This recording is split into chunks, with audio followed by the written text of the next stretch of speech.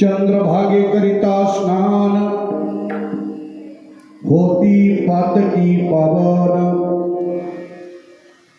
पुंडलिकाशी नमस्कार होई पूर्वजा बुद्धार इरुनाद काला वाटी तृप्ती पूर्वजा वैकुंठी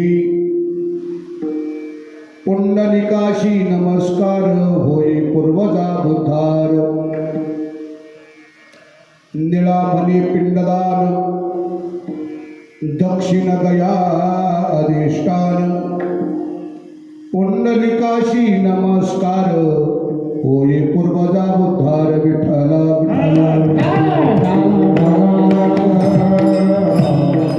समचरण सरोजाम सधर नीलाबुदाभं जगरणित पाणी मंडलम मंडलानाम तरुण तुलसी माला कंदरम कैजे नेत्रम सुरेशबलहसं विठ्ठलं चिंतयामि नमो विठ्ठला राजया पांडुरंगा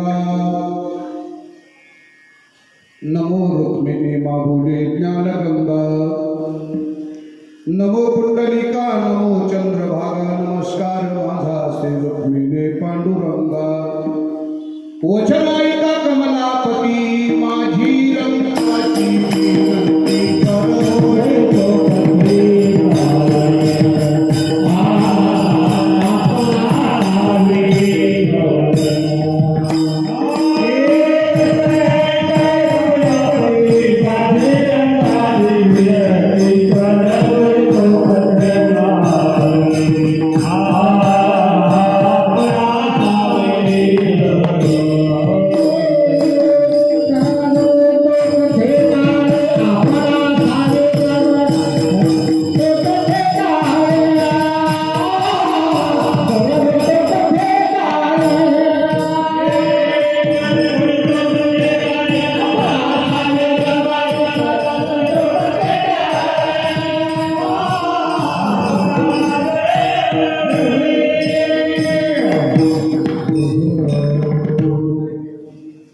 महायोग्य साधू प्रतिष्ठा निवासी स्मराये नाथा पदे मुक्त राशी जयाचे ग्रही कृष्णजी कार्य करता नमस्कार माझा सद्गुरु एकनाथा शरण शरणजी हनुमंता तुझा रामदूता काय भक्तीच्या त्या वाटा मज दावा व्यासवटा कैलाशीचा देव भोळा चक्रवर्ती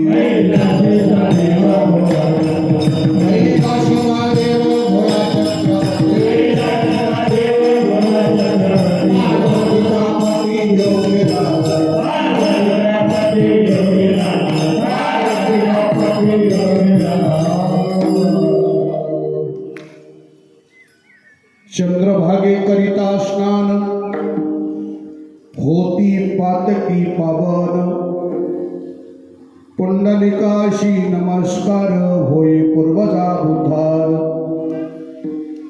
प्रस्तुत प्राप्तस्थळी प्राप्त प्रसंगी कीर्तन रूपी सेवेसाठी निवडलेला अभंग संत श्रेष्ठ श्रीमंत श्री जगद्गुरु तुकाराम महाराज यांचे पट्ट शिष्य पिंपळनेर निवासी असणारे संत निळोबाराय महाराज यांच्या गाथ्यातील पंढरी नावाच्या प्रकरणामध्ये आलेला आवाज कमी राहू द्या. पंढरपूर क्षेत्राचं विशेष नव्हे तर अतिविशेष महत्व सांगणारा चंद्रभागा मातेचं विशेष पद्धतीचं महत्व मांडणारा पुंडलिक नावाच्या साधूचंही विशेष पद्धतीचं महत्व सांगणारा गोपाळ कुर्ते पुंडलिकाचा परिसर त्याला येरुनाथ परिसर असं म्हणतात. त्या परिसराचं सुद्धा विशेष पद्धतीचं प्राधान्य देणारा आणि आजचा जो कार्यक्रम आहे पिंडदान दशक्रिया या पिंडदानाचं सुद्धा विशेष पद्धतीचं महत्व मांडणारा असा 4 कडव्याचा अभंग चिंतनासाठी निवडलेला आहे.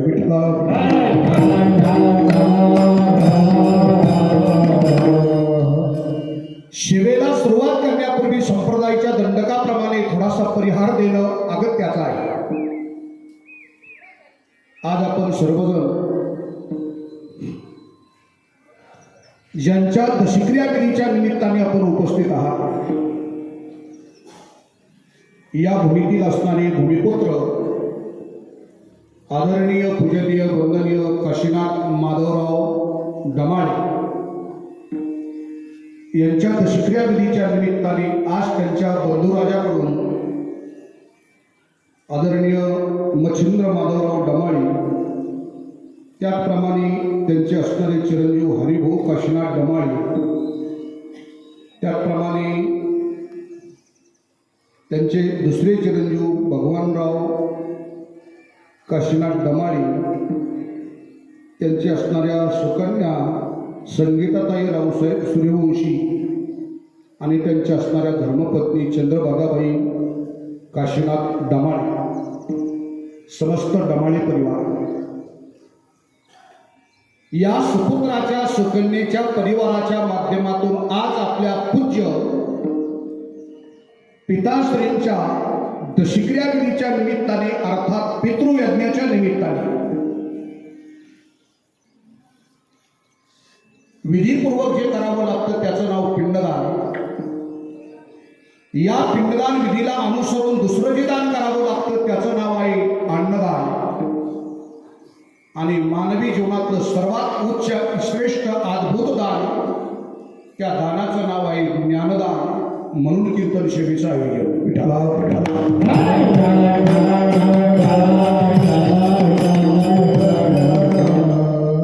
कीर्तन सेवेसाठी गंधर्वाप्रमाणे असणारे नामांकित गावातील भजनी मंडळ परिसरातून आलेलं भजनी मंडळ मृदंगवादक महाराज माझ्यासोबत आलेले आमचे तेलोरे महाराज सर्वांना ज्ञानोबाराच्या स्वरूपात पाहून दंडवत करतो.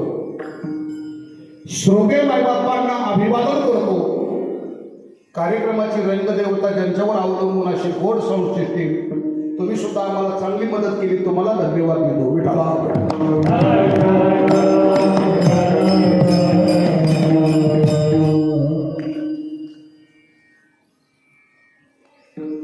चिंतनासाठी घेतलेला अभंग निळोबारायच्या गाथ्यातील आणि अभंगाची सुरुवात ऐकल्याबरोबर अनेक मंडळीला प्रश्न निर्माण झाला असेल. कीर्तन दशक्रियाचं ना अभंग चंद्रभागेचा कसं तारतम्य लावायचं. कारण आपण फार सुज्ञ ऐकणारी मंडळी आहात. धोंदलगावची मंडळी संप्रदायातील असणारे पोषक मंडळी आपण आहात. पण या अभंगात तुकोबाराय निळोबाराय 3 चरणामध्ये पंढरीचं महत्व मांडतात आणि अभंगाच्या 4थ्या चरणामध्ये आजच्या विधीचं महत्व मांडतात.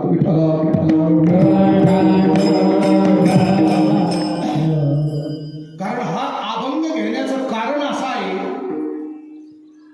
मागची गेलेली असणारी निर्जला एकादशी या एकादशीपासून वारकरी शिक्षण संस्थेचा नेम आहे, कोणताही कीर्तनकार असेल, कोणताही वक्ता असेल, त्या वक्त्यावर जबाबदारी आहे. पंढरी महात्म्याच्या बाबतीत त्या वक्त्याने बोलावं.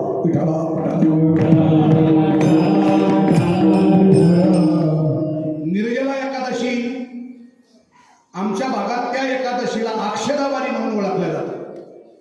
काय आमच्या भागात म्हणण्यापेक्षा प्रत्येक महिन्याच्या वारीला जाणारा, पांडुरंगाच्या वारीला, शुद्ध वारीला जाणारा जो वारकरी असतो, तो वारकरी कालच्या मागच्या गेलेल्या एकादशीला अक्षदा वारी असं म्हणत असतो. कारण त्या एकादशीला भगवान पांडुरंग सर्वांना अक्षदा देतात. आषाढी कार्तिकी विसरू नका मज, सांगत असे गुज पांडुरंग, हा अक्षदा असतो. चला, म्हणून वक्त्याची जबाबदारी म्हणून त्या प्रसंगालाही आम्ही बांधलेले आहोत. आणि आज दशक्रिया आहे, दशक्रियाला सुद्धा आम्ही बांधलेले आहोत. म्हणून दोन गोष्टीचं एकत्रितकरण आणणं म्हणून निळोबारायचा हा अभंग निवडला आहे.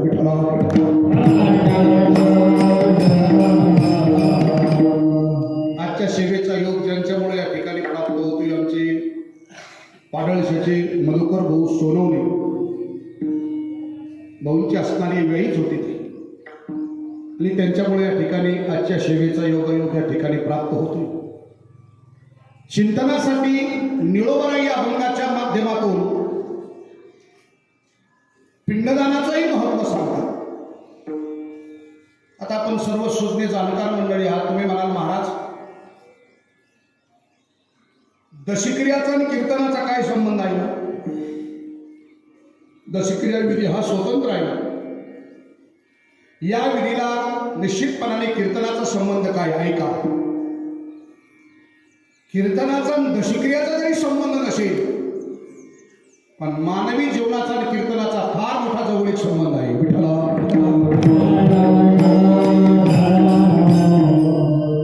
शास्त्राने 3 प्रकारचे साधने सांगितले जीवन शुद्धतेसाठी.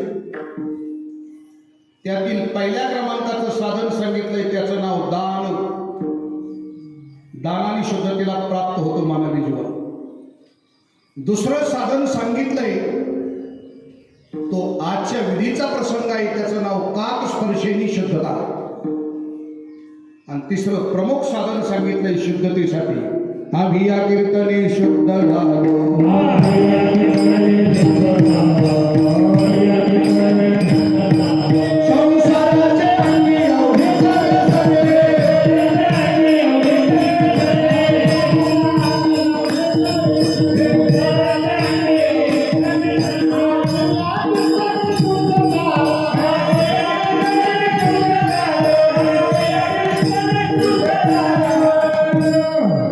संसाराचे अंगी अवघीच व्यसने, आम्ही या कीर्तने शुद्ध झालो.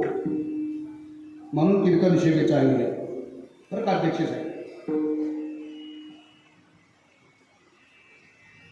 कधी कधी वेळ प्रसंगी प्रवचनही करावं लागतं, पण महाराष्ट्राची परंपरा इतकी महत्वाची आहे, इतकी महत्वाची आहे डॉक्टर साहेब. या महाराष्ट्राच्या भूमीमध्ये भागवतात देव नसला नाही, रामायणात देव नसला नाही, प्रवचनात देव नसला नाही. महाराष्ट्राच्या भूमीमध्ये शिवकथेत देव नसला नाही. या महाराष्ट्राच्या भूमीत देव जर नसला असेल तर फक्त कीर्तनामध्ये.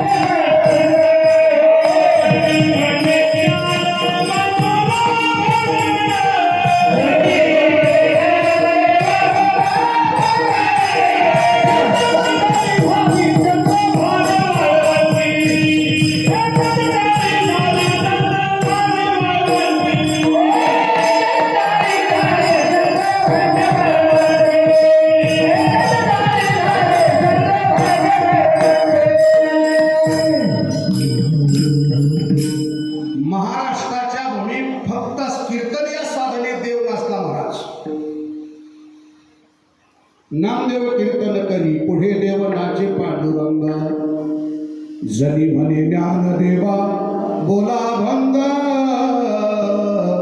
एकच टाळी झाली चंद्रभागे वाळवंटी. चंद्रभागेच्या वाळवंटात नामदेवरायांनी कीर्तन केलं आणि त्या कीर्तनामध्ये देव नाचला जगाचा मालक. म्हणून कीर्तन साधना अति महत्वाची आहे. आता तुम्ही सगळे सुज्ञ जाणकार मंडळी आहात. तुम्ही म्हणाल महाराज रामकथेतून ज्ञानच प्राप्त होतं, भागवतातून ज्ञानच मिळतं, शिवकथेतून ज्ञानच प्राप्त होतं, प्रवचनातूनही ज्ञानच प्राप्त होतं आणि कीर्तनातून सुद्धा ज्ञानच मिळतं. मग दोन साधनेतला फरक काय वाटतो तुम्हाला नेमका? ऐका, रामकथेतून, भागवत कथेतून, शिवकथेतून, प्रवचनातून मिळणारं ज्ञान हे बिगर स्वराचं असतं. डॉक्टर तुम्ही म्हणता मग स्वर नसतात काय कथेमध्ये? स्वर नक्की असतात, पण ज्या वाद्याचा स्वर तुकोबरायला अपेक्षित आहे, काय ज्या वाद्याचा स्वर कथेसाठी तुकोबरायला अपेक्षित आहे त्याच वाद्याचा स्वर भागवत कथेत, रामकथेत मिळत नाही. ते भागवत कथाकाराचं दुर्दैव आहे. कारण 21वे शतक आहे. या कालाच्या ओघात आपल्याला सर्वांना राहावं लागेल, पण मानवी जीवनासाठी, या जीवनासाठी हिताचा जो स्वर सांगितला आहे त्याचे प्रमुख वाद्य सांगितले साईनाथ भाऊ.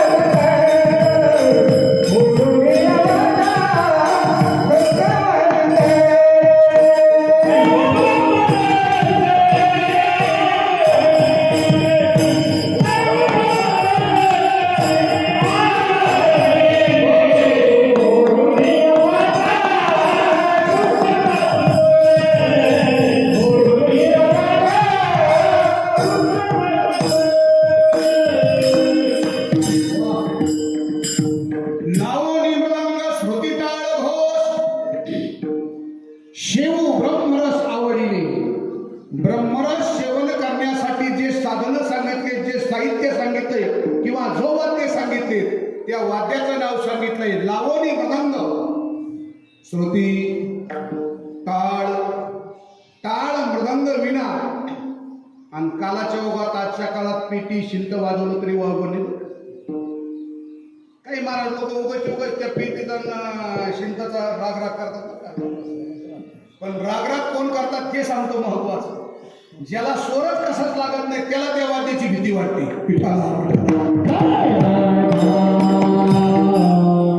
मृदंग, टाळ आणि विणा असे वाद्य आहेत महाराज. आपल्या राहत्या घरातले दोष समाप्तीचं असणारं सर्वात मोठं साधन कोणतं असेल?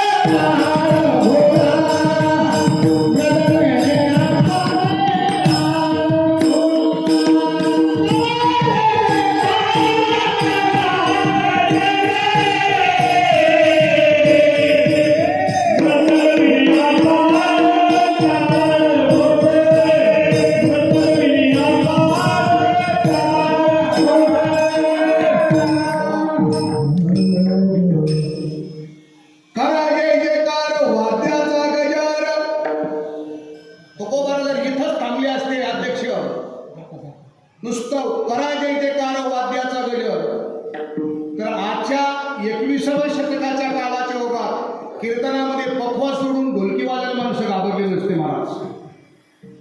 पुढे घटना देखील केली. मृदंग विणे अपार टाळ घोड. मृदंग विणा आणि टाळ अति महत्वाचे वाद्य आहेत. म्हणून शहाणे माणसं, सात्विक माणसं, गुणवान माणसं आपल्या राहत्या घरात वर्षातून एक वेळेस तरी भजन करण्याच्या प्रयत्नात असतात. विठ्ठला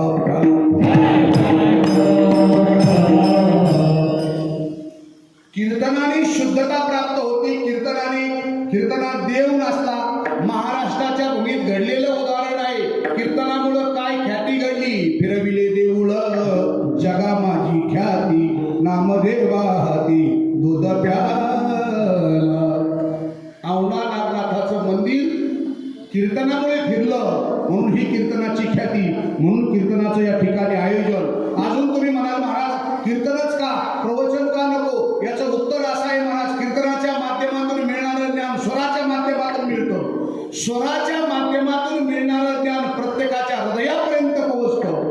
बिगर स्वराचं ज्ञान फक्त मेंदूपर्यंत पोहोचत असतं. म्हणून कीर्तनाचं आयोजन. कीर्तन सेवेसाठी अभंग निवडलाय निळोबाराईच्या गाथ्यातील, आणि निळोबाराई या अभंगाच्या माध्यमातून चौथ्या चरणातून काही वाचिक मानसिक 3 प्रकारचं तप मांडत असताना आपल्या जन्मदात्याची सेवा कशी करायची याचं यथार्थ वर्णन निळोबाराई सूचित करतात. ज्ञानोबाराई सारखा महात्मा ते असणाऱ्या जन्मदात्याला सर्व तीर्थाचं अधिष्ठान समजतोय. सकल तीर्थाची आदुरे जे का माता पितरे, तया तीर शरीरे लोन केली. काय सर्व तीर्थाचं अधिष्ठान आई आणि बाप आहे. त्या आई वडिलाचे उपकार आपल्यावर किती आहेत हे वेगळं मांडण्याची सांगण्याची गरज नाही, आपल्याला आवश्यकता काय. मी तर याच्याही पुढे बोलेल, या जगामध्ये सर्वात महत्वाचे देव जर कोणते असतील तर मी बोलत नाही, वेदाने सुद्धा त्यांना सर्वात महत्वाचे देव समजले. त्या देवाचं नाव आहे मातृदेव भव, आणि दुसरा देव आहे त्याचं नाव पितृदेव भव. विठ्ठला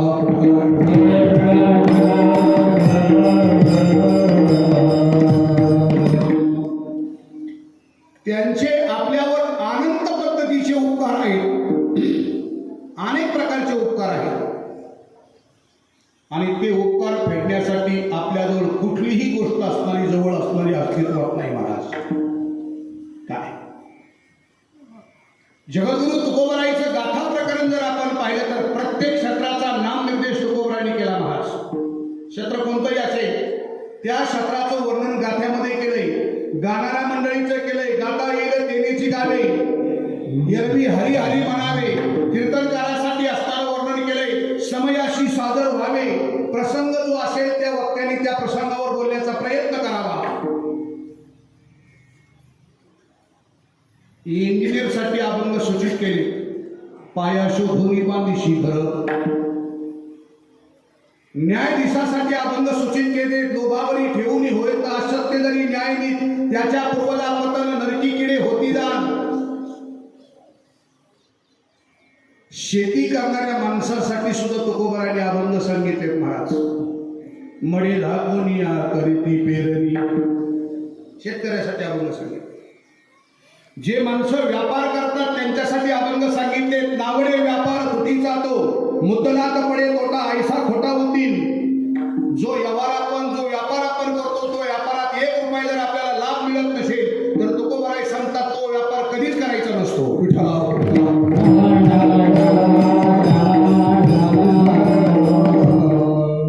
त्याच बाबतीत प्रकरण जर आपण पाहिलं तर तुकोबाराईने गाथ्यामध्ये आई वडिलाच्या ऋणातून उत्तीर्ण होण्यासाठी एक स्वतंत्र प्रकरण लिहिलंय. त्या प्रकरणाचं नाव आहे गयावर्जन नावाचं प्रकरण.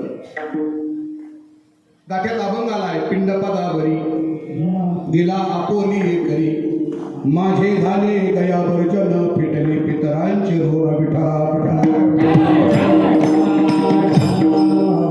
अजून पुढे जाऊन बोलतो तुकोबाराईंनी गाथा प्रकरणात या जीवाने शरीराचा त्याग केल्यापासून या शरीरावर कशा प्रकारचे विधी करण्याची जबाबदारी परिवाराची आहे, सुपुत्राची आहे, सुकन्येची आहे, या बाबतीत तुकोबाराईंनी अभंग सूचित केला आहे. झाला प्रेत रूप शरीराचा भाव लक्षेला ठाव स्मशानीचा पहिला विधी रडती रात्रंदिवस कामक्रोध माया म्हणती हाय हाय यमधर्म दुसरा विधी सांगितलाय महाराज वैराग्याच्या क्षैरी लागल्या शरीरात ज्ञानाग्नी झाला ब्रह्मतरू चौथा विधी सांगितलाय डॉक्टर साहेब फिरविला घट फोडीला चरणी महावाक्य ध्वनी बोंब झाली मशानभूमीतला विधी सांगितला आज दशक्रियाचा विधी तुकोबर आहे त्याच अभंगात मांडतात महाराज दिली तिलांजली गुणनाम रूपाशी शरीर ज्याचे त्याशी समर्पिले दशक्रिया आता ही दशक्रिया का करायची असते दशक्रिया घरच्याही माणसांना करता आली असती मित्रमंडळी आप्तेष्टीत नातेवाईक गणगोत सर्वांनी एकत्रित येऊन दशक्रिया का करायची ऐका दशक्रिया शब्दाचा अर्थ आहे या जीवात्म्याचा प्रस्थानाचा दिवस आहे आज काय प्रस्थान आहे कुणीकडे प्रस्थान करतो हा जीवात्मा प्रस्थान करतो आपल्या मूळ स्थानाकडे या जीवात्म्याचं मूळ स्थान जे आहे त्या मूळ स्थानाकडे हा जीवात्मा असणारा प्रस्थान करतो आता प्रस्थान शब्द आपल्याला तर याला सांगण्याची गरज प्रस्थान शब्द आहे प्रवासाची सुरुवात आता उद्या परवा 8 तारखेला ज्ञानोबाईच्या असणाऱ्या पालखीचं प्रस्थान आहे बरेचसे मंडळी प्रस्थानासाठी जातात माणसाला दिंडीत नाही जाता आलं तरी चालेल बरं ज्याला शरीर साथ करत नाही ज्याच्या मागं पाठीमागं एकलपाईचा उद्योग आहे त्या माणसाला दिंडीत जाता जाणं शक्य नाही पण त्या माणसाने कुठेही परिसरात दिंडी असेल तर दिंडीच्या प्रस्थानासाठी आवर्जून उपस्थित राहिलं पाहिजे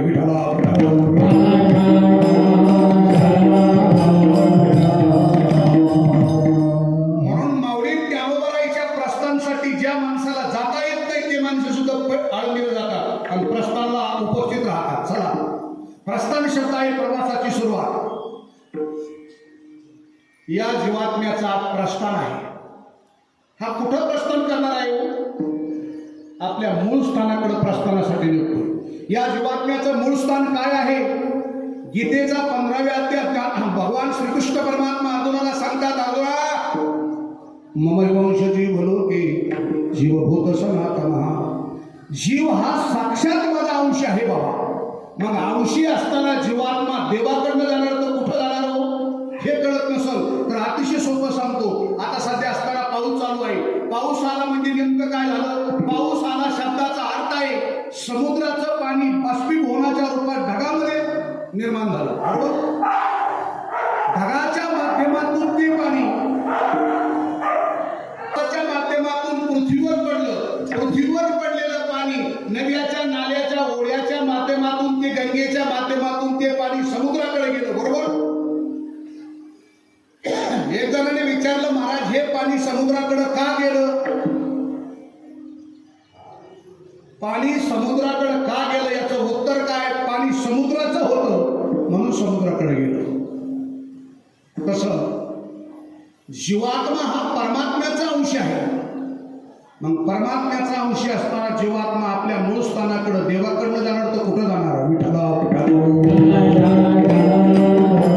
अजून सोपं एका माणसाने हातामध्ये दगड घेतला आणि हातामध्ये घेतलेला दगड असताना आकाशामध्ये भिरकावला आकाशात भिरकावलेला दगड 2 मिनिटांनी परत तो पृथ्वीवर येऊन पडला जमिनीवर येऊन पडला एक जणाने विचारलं का हो महाराज हा दगड जमिनीवर येऊन का पडला आपल्याला गुरुजी शाळेत शिकवायची जमिनीवर दगड का पडतो त्याचं उत्तर आहे गुरुत्वाकर्षण बरोबर आपल्या सोप्या भाषेत बोलतो तो दगड पृथ्वीकडे का आला याचं उत्तर आहे तो दगड पृथ्वीचा होता म्हणून पृथ्वीकडे आला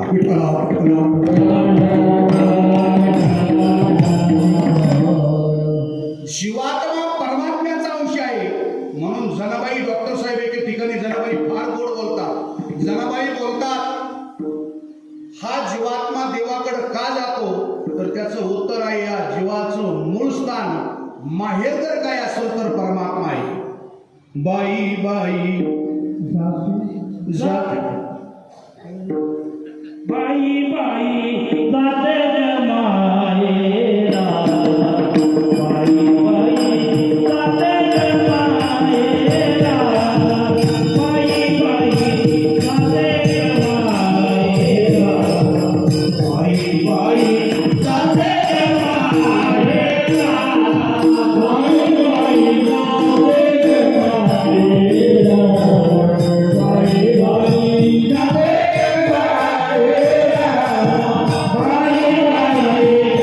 ग माहेरा, बाई बाई जाते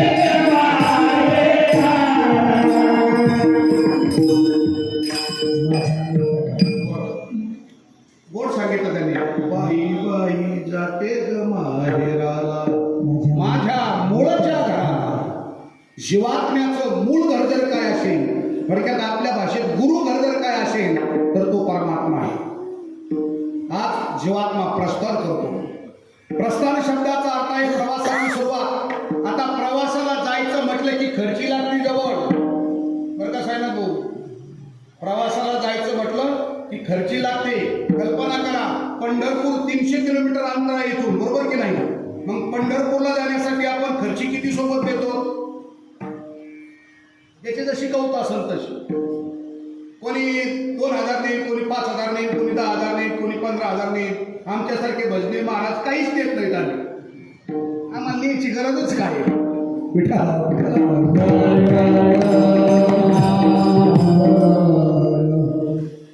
300 किलोमीटरचा प्रवास करण्यासाठी जर असणारी खर्ची लागते, तर हा जीवात्मा देवाकडे जाण्यासाठी प्रस्थान करतोय. आज या जीवात्म्याचा किलोमीटर किती प्रवास आहे हे कुणाला सांगता येणार? किलोमीटर किती आहे हे सांगितलं नाही तुकोबराने कुठं, पण एक ठिकाणी निश्चितपणाने इशारा केला आपल्याला. दुरोनी आलो मी गा, दुःख झाले दारुण या वया येतवरी, होतेची कारण दुर्लभ भेटो मा. दुरून आलो म्हटले, दुरून. बर, या जीवात्म्याचा नियमाप्रमाणे प्रवास सांगितलाय, दिवस सांगितले तर का. या जीवात्म्याचा प्रवास सांगितलाय 350 दिवसाचा.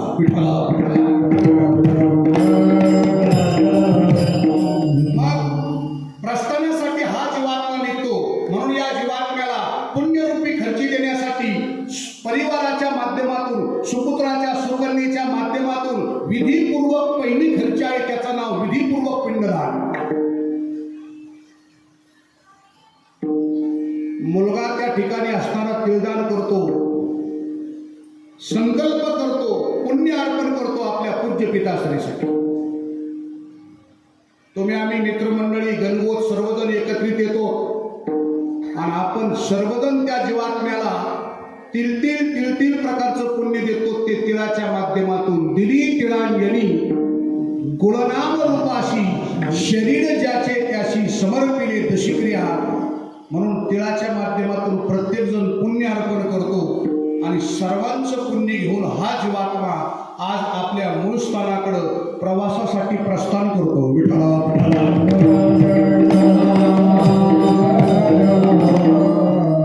आता दशक्रिया झाली. मग दशक्रियानंतर विधी नाहीत का काही? दशक्रियानंतर 11व्या दिवशी एक विधी असतो, त्याचं नाव आहे बलिदान. 12व्या दिवशी एक विधी करावा लागतो, त्याचं नाव गोदान कांचनदान. आणि 13व्या दिवशी एक विधी करावा लागतो, त्याचं नाव अन्नदान. त्याला उत्तर कार्य म्हणतात. त्याच विधीला शास्त्रीय भाषेमध्ये आत्माशुद्धी नावाचा विधी म्हणतात. सुशिक्षित भाषेत उत्तर कार्य म्हणतात. आणि अजूनही या परिसराच्या घाटावरच्या भाषेत सांगतो, याला दिवस असं म्हणतात. 13व्या दिवसाला उत्तर कार्य म्हणतात किंवा दिवस म्हणतात. चला, 14व्या दिवशी गंगापूजन आपण करतो. प्रत्येक भागाभागाची प्रथा स्वतंत्र असते, भिन्न असते, बदलून असते. आणि नंतर 6 मासी श्राद्ध करतो, बरोबर. 6 मासी श्राद्ध. 6 मासी श्राद्ध या शब्दाचा अर्थ असा करू नका. बरेच माणसं म्हणते 6 मासी श्राद्ध म्हणजे आम्ही महिने वळून घेतले. असा अर्थ नाही. 6 माशी श्राद्ध जी व्यक्ती गेली त्याच्यासाठी नसतं. 6 माशी श्राद्धाचा उपयोग कशासाठी असतो? जी व्यक्ती गेली त्या व्यक्तीचे पाठीमागचे पितर जर अतृप्त असतील तर त्या अतृप्त पितरासाठी 6 माशी श्राद्धाचा प्रयोग करावा लागतो. आणि जी व्यक्ती गेली त्या व्यक्तीसाठी कंपल्सरी प्रत्येक सुपुत्राने, सुकन्येने, परिवाराने प्रत्येक महिन्याला पिंडदान, अन्नदान केलं पाहिजे, नामचिंतन केलं पाहिजे. विठ्ठला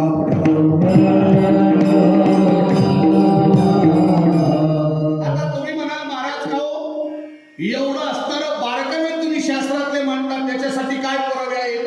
दावा, पिंडदान, उत्तर कार्य, वर्षश्राद्ध हे कोणी केलं, कसं केलं, काय शास्त्राचा पुरावा आहे?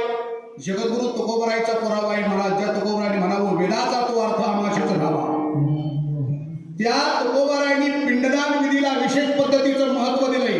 त्या तुकोबरायांनी पितृ ऋणाला विशेष पद्धतीचं महत्व दिले. 3 प्रकारचे ऋण सांगितले शास्त्राने. पहिल्या क्रमांकाचं ऋण आहे जगाच्या मालकाचं म्हणजे देवाचं. दुसऱ्या क्रमांकाचं ऋण आहे ते साधू संतांचं. आणि तिसरं ऋण आहे त्याचं नाव असताना आपल्या पूर्वजांचं, पितरांचं.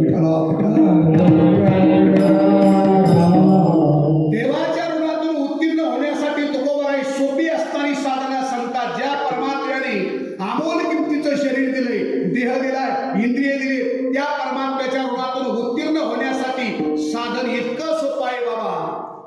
त्या परमात्म्याचं फक्त चिंतन करा, त्याच्या ऋणातून तुम्ही मुक्त राहा. दुसरं ऋण आहे साधू संतांचं. साधू संतांचं ऋण असं आहे महाराज, त्यांच्या ऋणातून उत्तीर्ण होण्यासाठी इतकं साधन सोपं सांगितलं, इतकं सोपं सांगितलंय. त्यांनी जो मार्ग आपल्याला दाखवला आहे त्याच मार्गाने आपल्या जीवनाची वाटचाल करा.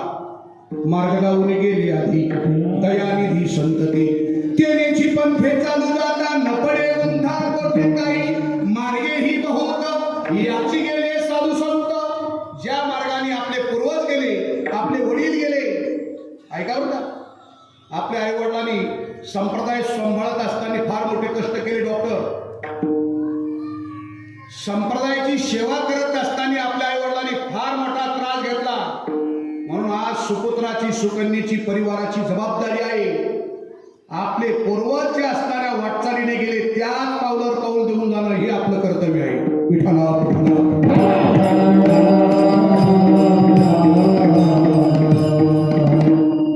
साधू संतांचं ऋण सांगितलं मी. आणि तिसऱ्या क्रमांकाचं ऋण आहे ते आपल्या पितरांचं, पूर्वजांचं. आता त्या ऋणातून उत्तीर्ण होण्यासाठी आपल्याजवळ दुसरं काहीच नाही. पण तुकोबराने सांगितलं बाबा रे, पूर्वजाच्या ऋणातून, पितराच्या ऋणातून तुम्हाला जर उत्तीर्ण व्हायचं असेल तर त्यांना पिंडदानासारखी असणारे विधी आपण केले पाहिजे. म्हणून महाराज बोलले, मागे झाले गयावर्जन फिटले पितरांचे ऋण.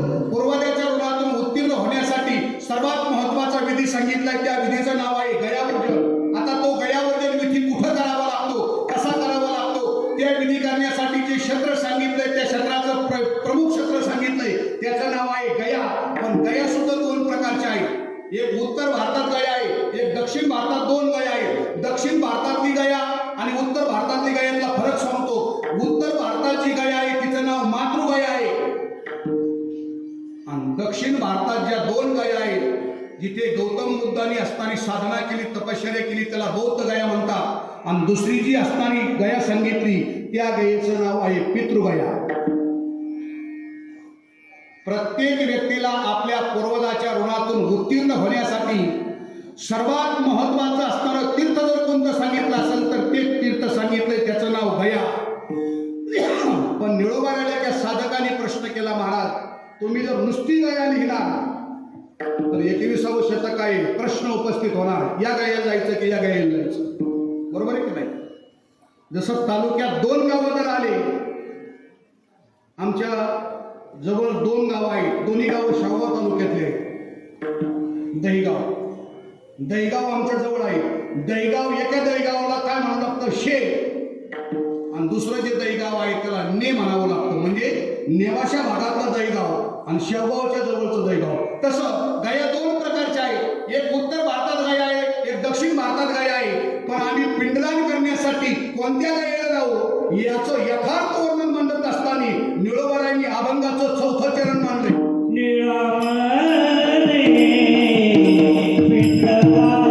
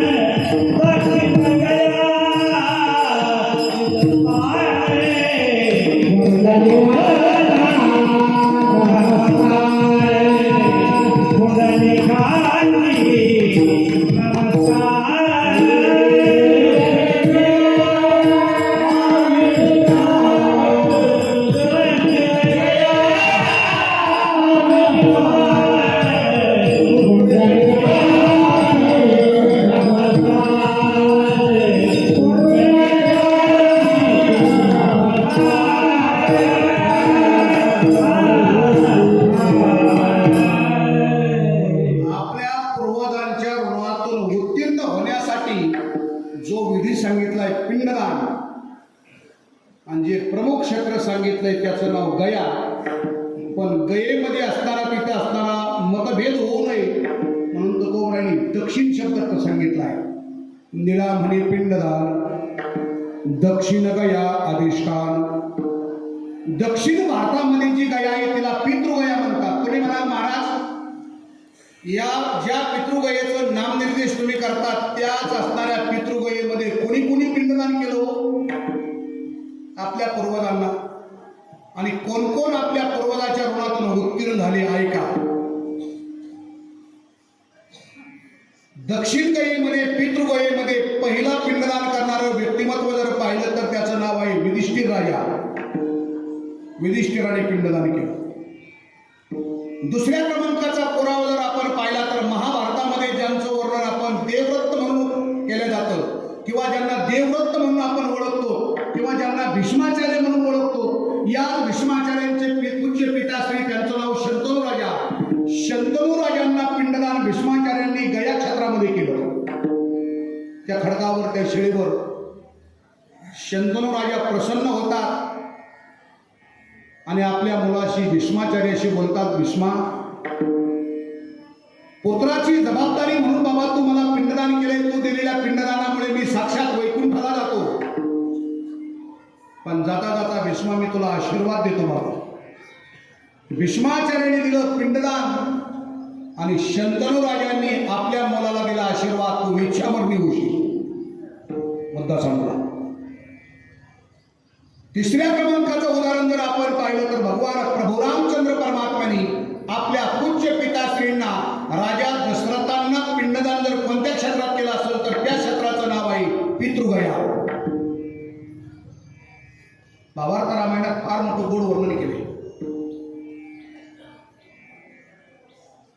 सकाळचा प्रसंग आहे. लक्ष्मणाने प्रश्न केला, भगवान प्रभू,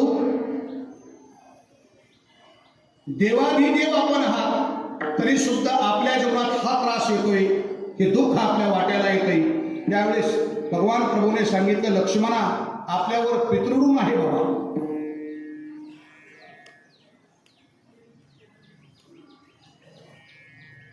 लक्ष्मणाने विचारलं, या पूर्वजाच्या ऋणातून उत्तीर्ण होण्यासाठी साधन काय आहे? त्यावेळेस भगवान प्रभूने सांगितलं, या जगाच्या पाठीवर एकच क्षेत्र आहे, त्या क्षेत्राचं नाव आहे गया.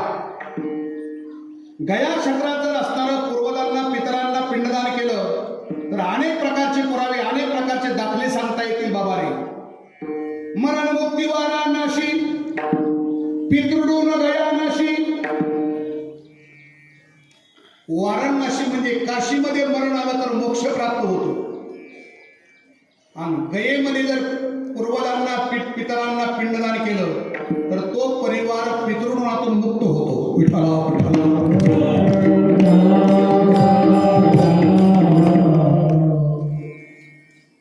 ज्यांना गाथा मान्य आहे मी त्यांच्यासाठी बोलतोय, मला बाकी तिथं देणं घेणं. पितृऋणातून उत्तीर्ण होण्यासाठी ना नागनारांबली, ना त्रिपिंडी आणि ना कागबली. जसं ग्रंथाचा राजा गीता आहे, दैवताचा राजा माता पिता आहे, व्रताचा राजा एकादशी आहे, तिथीचा राजा द्वादशी आहे, त्याचप्रमाणे तुम्हाला संसारिक माणसाला पितृऋणातून उत्तीर्ण होण्यासाठी सर्वात महत्वाचा जर असणारा विधी कोणता असेल तर त्या विधीचं नाव आहे गयावर्जन आहे. विठ्ठला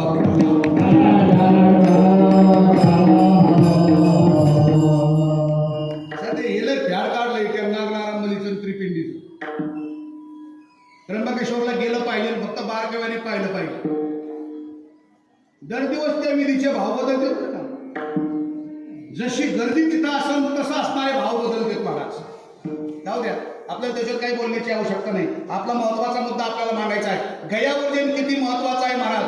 गयावर्जन हा विधी असा आहे, या विधीत 3 प्रकारचे दोष समाप्त होतात. गयावर्जन विधीत पहिला दोष समाप्त होतो, त्याचं नाव जन्मदोष. दुसरा दोष समाप्त होतो, त्याचं नाव रक्तदोष. आणि तिसरा दोष समाप्त होतो, त्याचं नाव हस्ती दोष.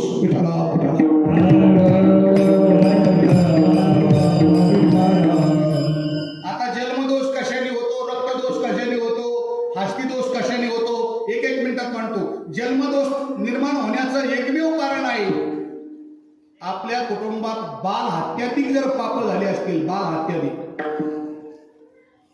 आता ते सांगायची काही गरज नाही. आपण तिचे सगळेजण साक्षीदार आहात. तुम्ही म्हणाल कसे साक्षीदार आहात? एका एका गावामध्ये 100 नवरदेव पडले सध्या, 100. दर दिवस 2-4 बाप आम्हाला म्हणतात पोराचे, महाराज एखाद्या गरीबाची बघा आपल्याला. आपण निश्चित बाल हत्या केली, सर्वांनी महाराष्ट्राने केली, वैयक्तिक कोणी केली नाही महाराज. चला, या बाल हत्याचं पाप काय करतं महाराज? जन्मदोष. कुटुंबातला जो प्रमुख माणूस असतो, ज्याची ती जबाबदारी असते, त्याला विचारल्याशिवाय काही केले जात नाही, त्या पापाला जबाबदार तो माणूस असतो.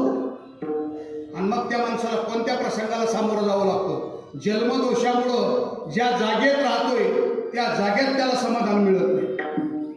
मग ब्राह्मण सांगतो तुमच्या जागेत दोष आहे. जागेत नाही आणि इथं अनेक पिढ्या राहिल्या बाबा, तुझा जन्मदोष आहे, चल पुढे. दुसरा दोष सांगतो, त्या व्यक्तीला परिजनापासून, नातेवाईकापासून समाधान मिळत नाही. मित्रमंडळी त्याला कधी नीट बोलत नाही. याच्या पुढचा टप्पा सांगतो, आपल्याच पोटी जन्माला आलेली संतती सुद्धा आपल्याला शब्द कधी सोयीचा बोलत नाही. त्यावेळेस तो माणूस बोलतो, महाराज हाडाचे काढे केले, रक्ताचं पाणी केलं, शरीराचं तुंतुनं केलं, एक सुद्धा समाधानकारक बोलायला तयार नाही. याचं दुसरं कारण नाही बाबा, तुझ्या हाताने जबाबदारीने घडलेला जन्मदोष आहे. या जन्मदोषामुळे या प्रसंग तुझ्या समोर जावं लागतं. जन्मदोष. दुसरा दोष आहे रक्तदोष. रक्तदोष कशाने होतो त्याचं उत्तर सांगितलंय शास्त्राने.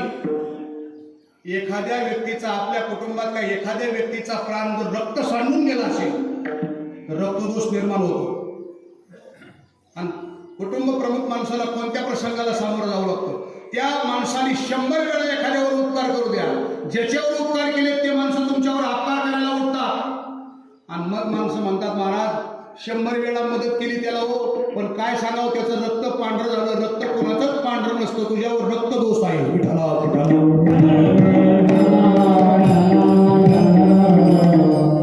आणि तिसरा दोष आहे, त्याचं नाव हस्ती दोष. आता माणसं जरा सुज्ञ झाली हस्ती दोषाच्या बाबतीत. 30, 35, 40 वर्षाच्या पाठीमागे जर गेलं तर वर्षे 2-2 वर्षे आपल्या वडिलाची, आईची हस्ती घरात बांधून ठेवायचे माणसं महाराज. आणि तो हस्ती दोष असा दोष आहे, ब्राह्मणाला विचारण्याची गरज नाही, मार्गाला विचारण्याची गरज नाही. हस्ती दोष ओळखायचा असेल तर सोपी खूण सांगतो ऐका. ज्या कुटुंबात हस्ती दोष आहे त्या कुटुंबात आजारी माणसाची संख्या वाढत असते. ज्या कुटुंबात हस्ती दोष असतो त्या कुटुंबात नवीन जन्माला येणारी संतती धष्टपुष्ट जन्माला येत नाही महाराज. याच्यासाठी पुराण सांगतोय पाठीमागं. भगवान प्रभूच्या कुळामध्ये, वंशामध्ये एक राजा जन्माला आला. त्या राजाचं नाव आहे शिबीराजा.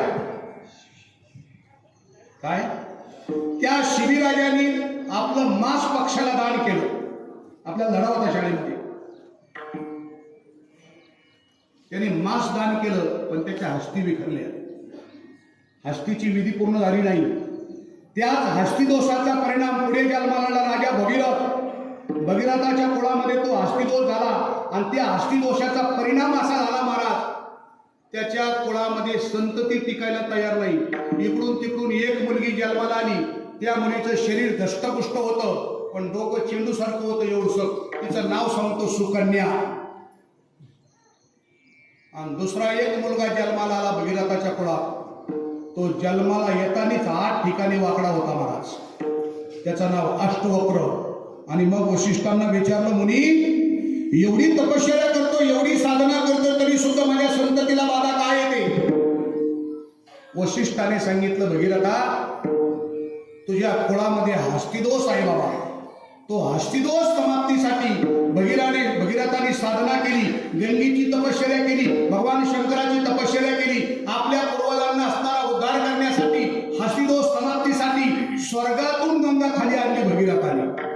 चला, हस्तिदोष समाप्त केला. माझा महत्वाचा मुद्दा आहे, जन्मदोष, रक्तदोष आणि हस्तिदोष हे 3 प्रकारचे दोष समाप्त करण्याची ताकद जर कोणत्या विधीत असेल तर त्या विधीचं नाव आहे गयावर्जन. हे तुकोबरायचे शब्द आहेत महाराज. तुम्ही म्हणाल, महाराज आता आमच्या कुळात हस्तिदोष आहे. वडील गेलेला 40 वर्ष झाले, तो हस्तिदोष आम्ही समाप्त कसा करायचा? शास्त्राने व्यक्तिवाद इतका सोपा दिलाय डॉक्टर साहेब. या जगाच्या पाठीवर 12 ज्योतिर्लिंग सांगितलेत महाराज. प्रत्येक ज्योतिर्लिंगाचं वैशिष्ट्य वेगळं वेगळं आहे.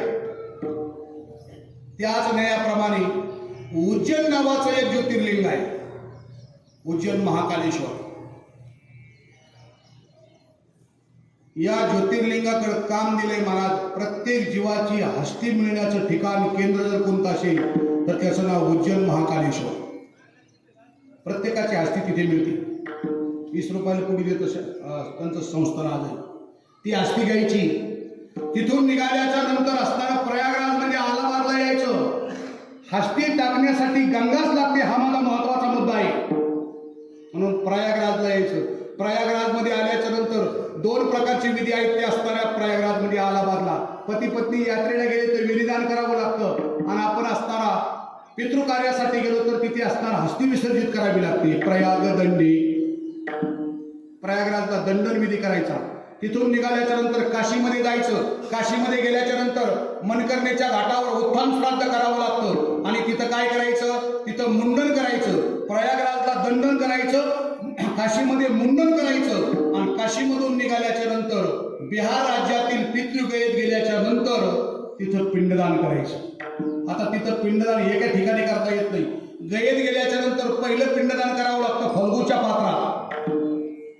दुसरं पिंडदान करावं लागतं ते अक्षयवटाखाली, गोडाच्या झाडाखाली, आणि तिसरं पिंडदान करावं लागतं त्या खडकावर, शिळ्यावर. त्याचं नाव विष्णुपदावर. विठ्ठला.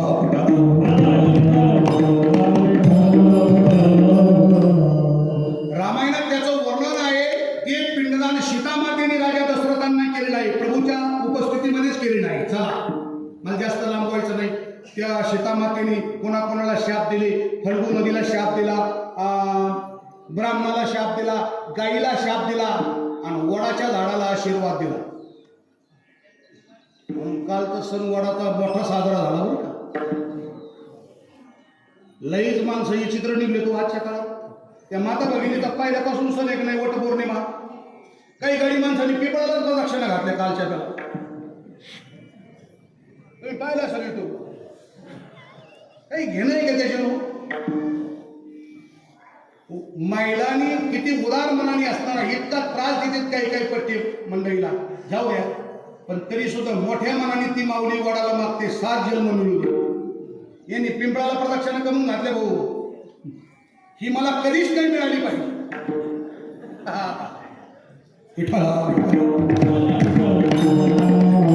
त्या वटवृक्षाला आशीर्वाद दिला म्हणून गयेतला वट आहे, त्याचं नाव अक्षयवट. अनेक प्रकारचे इंजिनियर तिथे येऊन गेले महाराज, पण त्या वडाचं आयुष्य मर्यादा अजून कोणाला मिळाली नाही, सांगता सुद्धा येणार नाही. चला, या विष्णुपदावर ज्यावेळेस पिंडदान केलं जातं त्यावेळेस तिथले ब्राह्मण तुमच्या डोक्यावर एक तांब्याची पादुका ठेवतात, आणि त्या परिवाराला सांगतात, बाबा रे, आतापर्यंत तुम्ही पितळाच्या ऋणात होता, पण गयावल्यासारखा तुम्ही पवित्र विधी केला ना, आता तुम्ही पितृऋणातून मुक्त झालात बाबा. आणि ही तांब्याची पादुका तुमच्या डोक्यावर ठेवलेली आहे ना, आजपासून ही तांब्याची पादुका तुमच्या देवघरात ठेवा, आणि तुमचे पितर देव झाले म्हणून या विष्णुपदाची सेवा करा.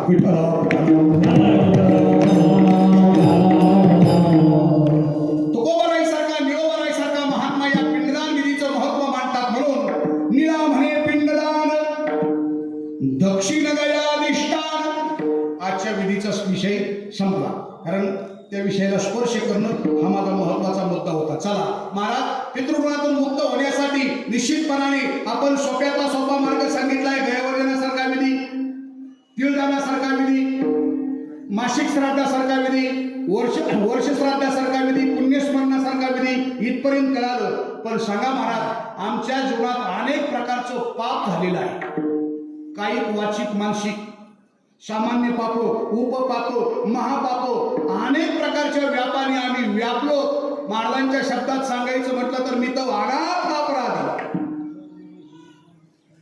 हे पाप समाप्तीसाठी आम्हाला साधन सांगा. ज्यावेळेस निळोबारायला त्या साधकाने विचारलं पाप समाप्तीसाठी साधन विचारलं त्यावेळेस निळोबराने मोठ्या उदार अंतकरणाने सोप्यातला सोपा मार्ग अभंगाच्या पहिल्या चरणात मांडला. चंद्रभाग करिता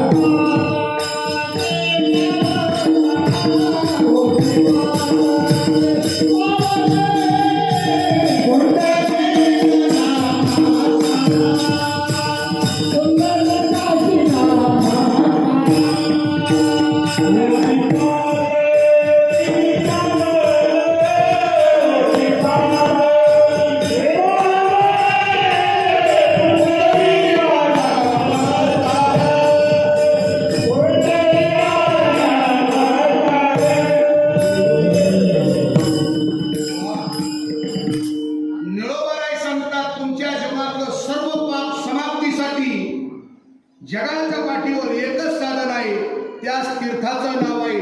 सर्व तीर्थाचं अधिष्ठान, सर्व तीर्थाचं माहेरघर शारोदाम केले. जगातले सगळे तीर्थ आपण पायी म्हणा वाहनाने म्हणा केले आणि नुसतं चंद्रभागेला डोळ्याने पाहिलं तरी सर्व तीर्थाचं पुण्य चंद्रभागेला पाहिलं बरोबर मिळतं. त्याच न्यायाप्रमाणे जीवनात जेवढे पाप आपल्याकडून घडले, सामान्य पाप, उपपाप, महापाप, कुणाच्या निंदेचं पाप, अनेक प्रकारचे पापाचे प्रकार सांगितले. या सर्व पापाची धुनी करण्याचं असणारं सर्वात महत्वाचं साधन ठिकाण त्याचं नाव आहे चंद्रभागा. चंद्रभागेकरिता स्नान होती पातकी पावन. कोण झालं हो पातकातलं असणारं पावन कोण झालं? अहो सगळ्यात असणारं महत्वाची 5 पाप सांगितले. त्या 5 पापापैकी ब्रह्मा हत्या स्वरापानं स्वतःच्या गुरुपत्नीच्या अभिलाषा करणं, इंद्राने चंद्राने अभिलाषा केली. त्या चंद्राला सुद्धा त्या पापातून मुक्त करण्याचं ठिकाण जर कोणतं असेल तर त्याचं नाव आहे चंद्रभागा. तुम्ही म्हणाल महाराज आम्हाला सुद्धा वाचन चांगलं आहे, आमच्या पाठांतर आहे. ही चंद्रभागा नेमकी कुठून सुरुवात होती हो? कारण आपण तर अभंग नेहमी म्हणतो पंढरपुराचा पत्ता सांगत असताना असा पत्ता सांगितलाय, जम्बूया दीपा माझी एक पंढरपूर गाव. बर, जम्बूद्वीपात जसं भागवतात 7 दीप सांगितले, 7 दीपापैकी जम्बूद्वीपात आपण राहतो. जम्बूद्वीपात पंढरपूर नावाचं गाव आहे. पण काहो महाराज तो पंढरपूर सापडण्यासाठी पंढरपूर कोणत्या नदीच्या तीरावर आहे? मग विचारा. भीमातिरी एक वसविले नगर त्याचे नाव पंढरपूर हरी. तेथील काशी 4 भुजंगाशी बाईला 16,000 रे. भीमेच्या तीरावर पंढरपूर नावाचं गाव सांगितलंय. आणि मग ही चंद्रभागा नेमकी कुठे आहे आता? ऐका, बरोबर आहे ना? वारीला जाणाऱ्या माणसाने एवढं तरी समजून घ्या, वारीला जाणाऱ्या माणसाने महत्वाची साधना त्या रस्त्याने महत्वाची साधना केली पाहिजे. कारण त्या रस्त्याने महत्वाची साधना कोणती आहे? महाराज सांगतात अवघे गेले पाप नाशे ते हे असे पंढरी जिथं सर्व पापाची होळी होते. त्याच्याकडे आपल्याला जायचंय, ते पंढरपुरात उभं आहे. इथपर्यंत कळालं. पण कसं जायचं? महाराज म्हटले गात जागा प्रेम मागा विठ्ठला.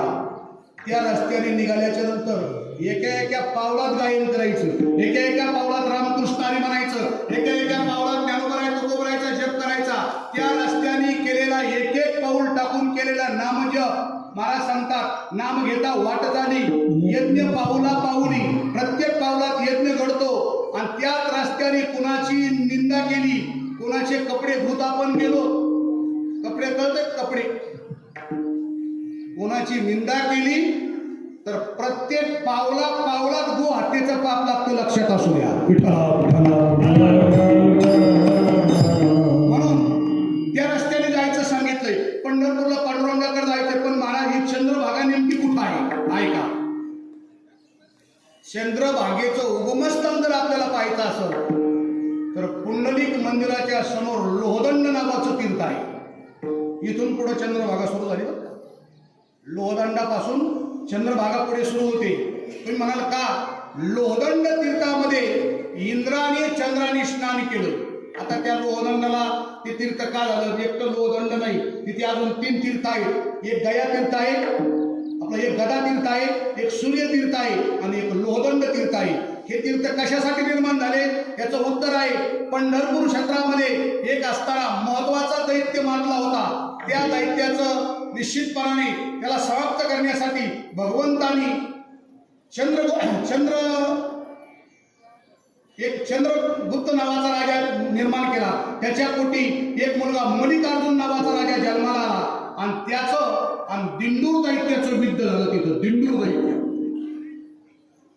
तो दिंडूर दैत्य पुंडलिकाच्या समोर धारातीर्थी पडला आणि पडल्याच्या नंतर भगवान विष्णूने त्या प्रसंगी असणारं उपस्थिती, भगवान शंकराची उपस्थिती आणि त्या दिंडूर दैत्याने मागणी केली, तुम्ही माझ्यावर प्रसन्न आहात, माझी पहिली मागणी आहे, ज्याच्या हाताने मला मृत्यू येतोय, ज्या साहित्याने मला मृत्यू आलाय, लोह म्हणजे लोखंड आणि दंड म्हणजे काठी, ज्या लोखंडाच्या रॉडने मला मृत्यू आला त्याच असणाऱ्या हत्याराच्या नावाने इथे तीर्थ उपस्थित पाहिजे, म्हणून लोहदंड. दुसरं सूर्यतीर्थ आणि तिसरं असणारं गदा तीर्थ. 3 प्रकारचे तीर्थ पुंडलिकाच्या समोर आहेत. आता ते बंधारा खाली पडल्यामुळे ते तीर्थ आपल्याला दिसत नाहीत, पाण्यात असतात काय. चला, लोहदंड नावाच्या तीर्थामध्ये नारदाने सांगितलं चंद्राला स्नान कर, तुझं पाप समाप्त होईल. म्हणून चंद्राने त्या लोहदंड नावाच्या तीर्थात स्नान केलं आणि तेवढ्यामध्ये 10-5 लोक तिकून येताना पाहिले. चंद्र घाबरला आणि घाबरून तो चंद्र असताना पुढे पळू लागला. जिथून चंद्र असताना पळू लागला, हिंदीमध्ये भागा म्हणजे पळाला. चंद्रदेवता जिथून पळत सुटली तिथून निर्माण झाली चंद्रभागा. लोहदंड पासून चंद्रभागा सुरुवात होते आणि पुढे ही चंद्रभागा सागराशी संगमस्थान कुठं होते? जगामध्ये जगप्रसिद्ध सूर्य मंदिर आहे, त्या मंदिराचं नाव आहे कोणार्क. त्या ठिकाणी चंद्रभागेचा आणि सागराचा संगम आहे.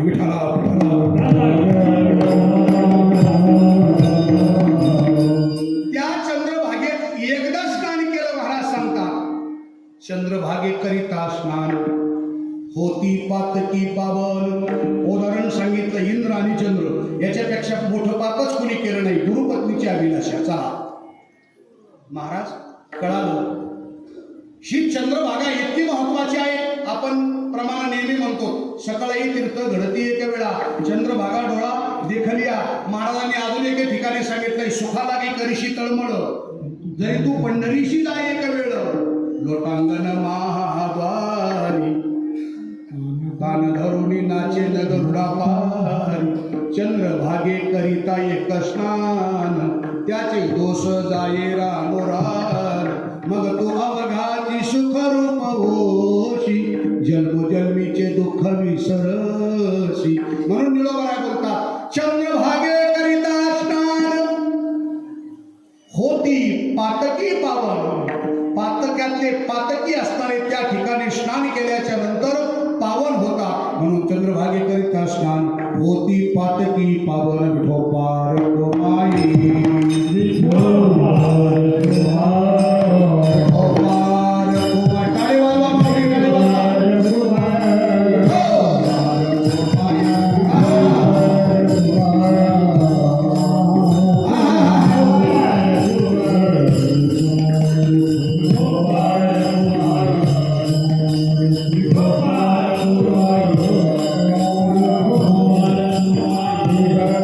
माई काय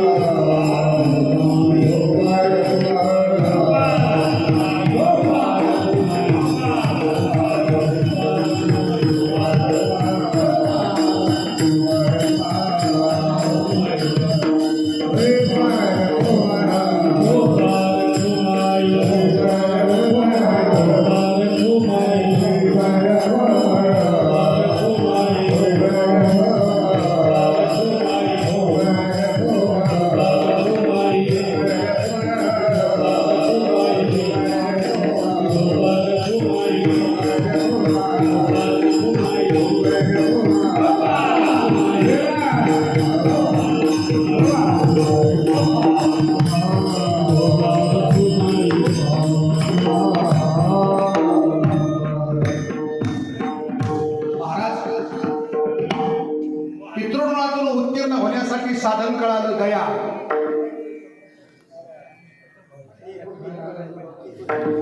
पाप समाप्ती मुक्त होण्यासाठी साधन कळालं चंद्रभागा. पण आमच्या पूर्वज, एक मिनिट उठू नका, बसा बसा, 5 मिनिट बसा. विठाला विठाला. आमच्या पूर्वजांचा उद्धार होण्यासाठी, आमचे पितर उधळून जाण्यासाठी आम्ही काय केलं पाहिजे? पुंडलिकाशी नमस्कार.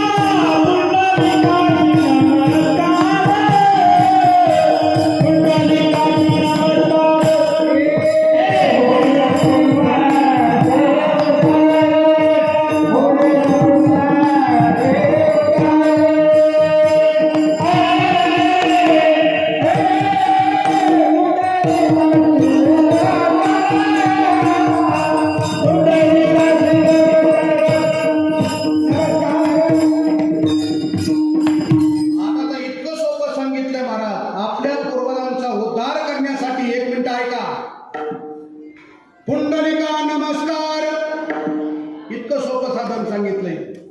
होय पूर्वजा उद्धार. आता पंढरपूरला जाणारे माणसं किती लोक पुंडलिकाच्या पाया पडत आहेत हे मला सांगता नाही येत. काय टोपी द्या त्यांची. बोला. आणि आषाढीला गेल्याच्या नंतर पांडुरंगाच्या पाय पडायचं नातीच लागायचं. काय आषाढीच्या वारीला आपण पंढरपूरला गेलो ना पायी चालत, पांडुरंगाचं दर्शन होईल ही अपेक्षा मनात कधीच घ्यायची नाही. त्याचं कारण असं आहे, तुम्ही नुसता पंढरपुरात पाऊल टाकले दर्शन होतं महाराज. मी बोलत नाही. तुका म्हणे मोक्ष देखिला गरज, तात्काळ हा नाश अहंकाराचा. नुसतं पंढरपुरात पाऊल टाकलं. ऐका, वाराणसी चाली एक मासा, गोदावरी एक दिवसा, परी पंढरी पाऊल परियेसा, आईसा ठसा नामाचा. नुसता पंढरपुरात पाऊल टाकला की दर्शन झालं. त्या भूमीला नमस्कार केला, तेथील तृण आणि पाषाण तीही देवदान आहे. म्हणून पंढरपुरात गेल्याच्या नंतर पंढरपुरातला प्रमुख विधी आहे. एक मिनिट ऐका. पंढरपुरातला विधी आहे चंद्रभागे स्नान आणि विधी तो हरिकथा. चंद्रभागेचं स्नान करायचं, जिथं कीर्तन चालू असेल तिथं बसून कीर्तन ऐकायचं. आमक्यात महाराजाचं ऐकायचं आणि तमक्याचं ऐकायचं, तसं काही नाही. काही जडवक्यातलं खटका आमक्यातच पाहिजे. तुला काय इमान झाली यायचं का त्याचं कीर्तन आहे? आणि कोणाच्या कीर्तनाने इमान आले आता सध्या हे डोक्यातून काढून टाका. पंढरपुरातला विधी आहे, जिथं कीर्तन कथा चालू असेल तिथं बसायचं, कीर्तन श्रवण करायचं. पंढरपुरातला विधी संपला. पण प्रमुख सांगतो, पुंडलिकाला नमस्कार करीता बाबा. कधी गेले ना पुंडलिकाला नमस्कार करा. तुम्ही म्हणा काय ताकद आहे पुंडलिकात, काय चरित्र आहे? पुंडलिकाचं चरित्र अगोदरचं मी सांगू नये, तुम्ही ऐकायच्या भानगडीत पडून नये. अगोदरचं पण आई वडिलाच्या सेवेच्या पुढचं चरित्र जर पाहिलं महाराज, तर पंढरी महात्म्यात अशी ओवी सांगितली मैपती महाराजांनी. पंढरी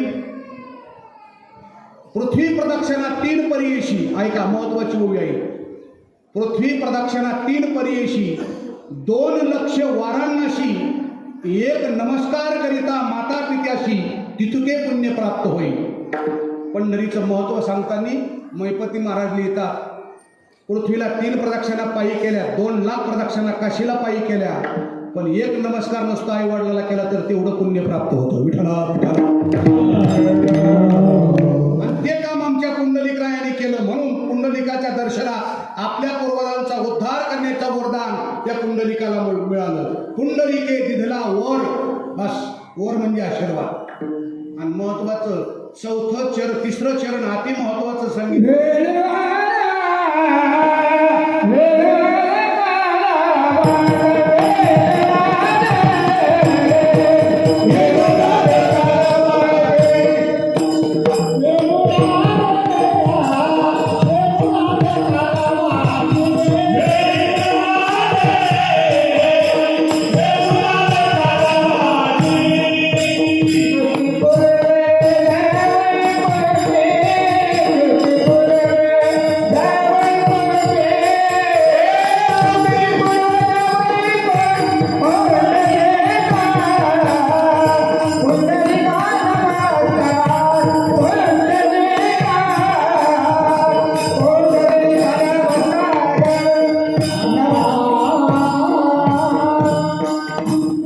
शेवट चरण सांगितलंय महत्वाचं, इतकं सोपं सांगितलंय. आता इतकं सोपं आहे बरं का. वेणुनाद काला वाटी, काला म्हणजे लाया, 5 रुपयाच्या लाया घ्यायच्या. पुंडलिक मंदिरापासून तर गोपाळपुरापर्यंत आपण गोपाळपूरला काल्याला जातो ना, त्या परिसरात 5 रुपयाच्या लाया वाटा. काय होईल? वेणुनाद काला वाटी तृप्ती पूर्वदा वैकुंठी. म्हणून अजून पुढे जाऊन सांगतो, 100 वेळा पिंडदान गयेला जाऊन केल्याचं फल. गोपाळपुराजवळ नारदाचं मंदिर आहे, त्याला विष्णुपद म्हणतात. त्या विष्णुपदावर 1 केलेलं पिंडदान आणि गयेला केलेले 100 पिंडदानाचं फल सारखं होतं महाराज. अजून पुढे जाऊन सांगतो, 100 वेळा काशीत केल्याच्या नंतर आणि एकदा पंढरपूर डोळ्याने पाहिलं की 100 वेळा काशी केलेलं फल एकदा पंढरपूर पाहिल्यामुळे मिळतं महाराज. 4 वेळेस कोल्हापूर केलं आणि नुसतं पंढरपूर डोळ्याने पाहिलं तरी तेवढं फल प्राप्त होतं. म्हणून मुद्दा माझा संपला. वेणुनाद काला वाटी तृप्ती पूर्वदा वैकुंठी. आपल्या पूर्वजांना तृप्ती वैकुंठात प्राप्त होते. म्हणून 5 रुपयाच्या लाया घ्यायच्या आणि तिथं लाया वाटायच्या. पंढरपुरात ते विधी असतात. दशमीला गेल्याच्या नंतर स्नान करायचं. कोणी वारकरी स्त्री असो पुरुष असो 1 मिनिटं त्या वाळवंटात नाचायचं. पुंडलिक रायाचं दर्शन करायचं. चंद्रभागेचं स्नान करायचं. नगर प्रदक्षिणा करायची. पांडुरंगाच्या मंदिराच्या कळसाचं दर्शन करायचं. याच्या पुढचा महत्वाचा टप्पा सांगतो. 5 रुपयाच्या लाया घ्यायच्या आणि त्या परिसरात लाया वाटायच्या. तृप्ती पूर्वदा वैकुंठी. हे पटत नसेल तर अजून सोपं सांगतो.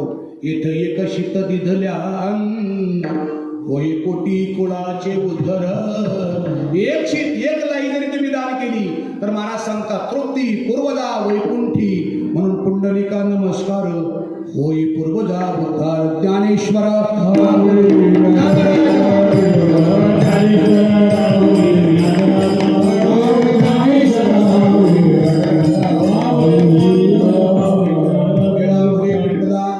दक्षिण गया अधिष्ठान पुंडलिकाशी नमस्कार होय पूर्वदा उद्धार.